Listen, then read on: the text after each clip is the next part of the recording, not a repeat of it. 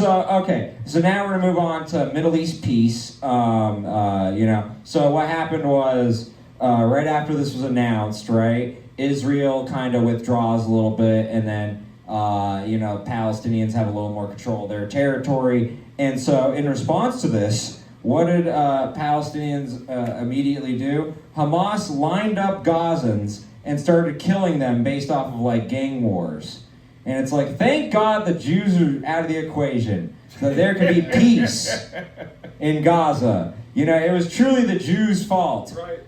So. As usual. Yeah, I mean, so what do you think of like? Are most people are skeptical of this deal? They don't think it's going to amount to anything. What do you think? I think you got to be mindful, man. A Palestinian with a rock is equivalent to an Israeli guy with a missile. Right? If they throw a rock, ceasefire over with. I see a mother throw a rock and skip across the pond.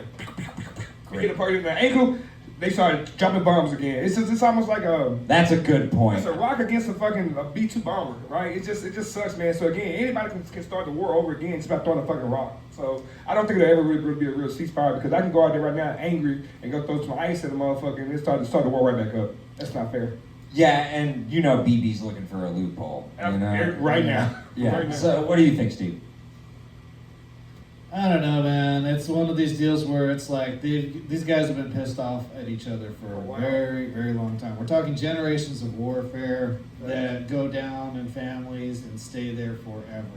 And when people hate each other deep down like that, it's going to be any excuse, anytime, anywhere to light that fuse. And it's not a change until it's a change in the young people's mentality. When the young people sit back and say, I don't want to do this anymore, that's when it stops. And that's the only time it stops. Eric, you gotta get rid of all of the rocks in Gaza.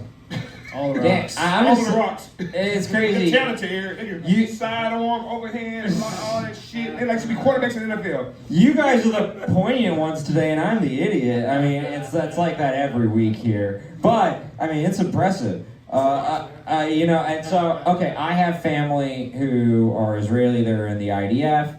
And they actually talk about that a lot. Yeah. Like the rock throwing, so I'm impressed you know that. And then also the, women and children are dying. Well, the women and children are participating in the army. Kids as young as 11. Yeah. I have a clip I could put in here.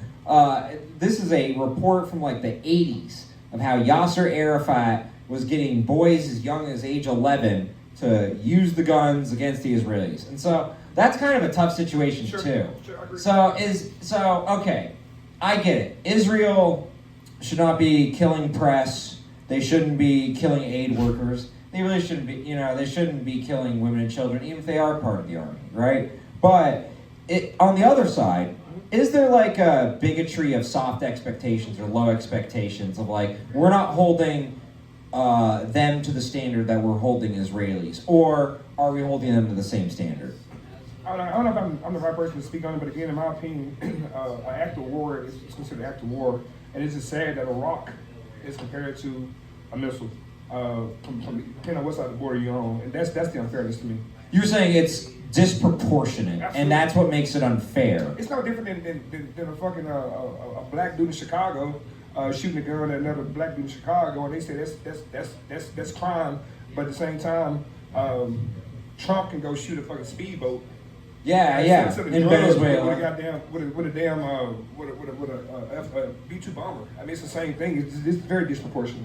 Okay, no, I like that. I like that point a lot, and it's got nuance, which is like why I didn't make it.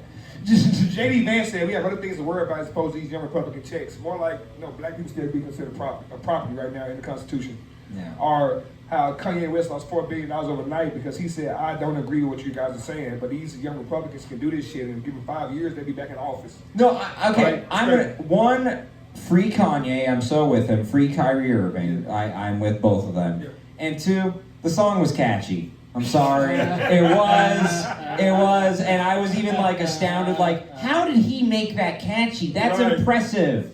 Give him his props. Right. Okay. Yeah, I get it. So I feel like we have to stick up our ass too, and that's where this is part of what this show is trying to do, is to remove it, and because we used to be fun. Yeah. You know, like not even a couple decades after the Holocaust, we had The Producers and a really funny movie, making fun of all that. Where did the sense of humor go for my people is really what I'm asking. I think it's more so when the comment is made and there's no ha-ha.